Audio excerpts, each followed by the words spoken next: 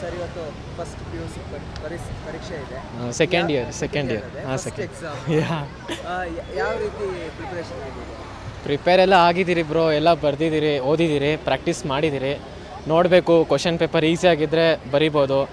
ನೋಡಬೇಕು, ಎಲ್ಲ ಓದಿದ್ದೀರಿ. ನೋಡೋಣ ಏನಾಗುತ್ತೋ, ಪೇಪರ್ ಬಂದಮೇಲೆ ಗೊತ್ತಾಗುತ್ತೆ. ಈ ಬಾರಿ ಒಂದು ವಿನೂತನ ಪ್ರಯೋಗ ಮಾಡ್ತಾ ಇರೋ ಶಿಕ್ಷಣ ಇಲ್ಲ, 3 ಎಕ್ಸಾಮ್ಸ್ 1, 2, 3 ಅಂತ. ಯಾಕೆ ಪರೀಕ್ಷೆಗೆ ಒಂದನ್ನು ಆಯ್ಕೆ ಮಾಡ್ಕೊಂಡ್ರೆ ನೀವು 2 ಅಲ್ಲಿ ಬರೀಬೋದು? ಬಿಕಾಸ್ ಒಂದೇ ಅಟೆಂಪ್ಟಲ್ಲಿ ಬೇಗನೆ ಬರೆದು ಒಳ್ಳೆ ಮಾರ್ಕ್ಸ್ ತೊಗೊಂಡ್ರೆ ಒಳ್ಳೇದಲ್ಲ. ಅದನ್ನು ಮತ್ತೆ ಲೇಟಾಗಿ ಬಿಟ್ಟರೆ ನಿಧಾನ, ಆವಾಗ ಓದೋಕ್ಕೆ ಇಂಟ್ರೆಸ್ಟ್ ಇರಲ್ಲ.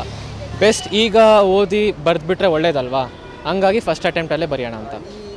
ಈ 3 ಅಟೆಂಪ್ಟು ಅಂತ ಹೇಳಿದರೆ ಎಲ್ಲ ಒಂದು ಕಡೆ ಎಫೆಕ್ಟ್ ಆಗುತ್ತಾ ಅಂತ? ಯಾಕಂತ ಹೇಳಿದರೆ ಈ 3 ಬಾರಿನೂ ಪರೀಕ್ಷೆ ಬರೆಯೋಕ್ಕೆ ಅವಕಾಶ ಇದೆ.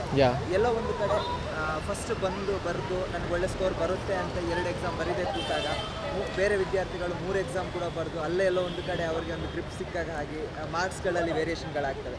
ಎಲ್ಲೋ ಬೇರೆ ವಿದ್ಯಾರ್ಥಿಗಳಿಗೆ ಈ ಒಂದು ನಿಯಮ ಎಫೆಕ್ಟ್ ಆಗುತ್ತಾ, ಹೇಗೆ ನಿಮಗೆ? ಆಗುತ್ತೆ, ಬಟ್ ಮೀನ್ಸ್ ಇವಾಗ ಕಡಿಮೆ ಮಾರ್ಕ್ಸ್ ಬರೋರಿಗೆ ಒಳ್ಳೆ ಚಾನ್ಸ್ ಅಂತ ಅನಿಸುತ್ತೆ. ಯಾಕಂದರೆ ಫಸ್ಟ್ ಅಟೆಂಪ್ಟಲ್ಲಿ ಮಾರ್ಕ್ಸ್ ಕಡಿಮೆ ಬಂದರೂ ಇನ್ನು 3 ಚಾನ್ಸಸ್ ಇರುತ್ತೆ, ಹಾಗಾಗಿ ಅವ್ರು ಉಪಯೋಗಿಸ್ಕೋಬೋದು. ಬಟ್ ಅದನ್ನು ಅಡ್ವಾಂಟೇಜ್ ತೊಗೊಂಡು ಈಗಲೇ ಬರೀದಿರಾ, ಬರೀ ಇನ್ನೊಂದ್ಸತಿ ಬರ್ಕೊಳ್ಳೋಣ ಆ ಥರ ಆದರೆ ತುಂಬ ಕಷ್ಟ. ಬಟ್ ಚಾನ್ಸ್ ಸಿಕ್ಕಿದೆ ಉಪಯೋಗಿಸ್ಕೋಬೇಕು ಅಷ್ಟೇ, ಇನ್ನೇನಿಲ್ಲ. ಭುವನ್.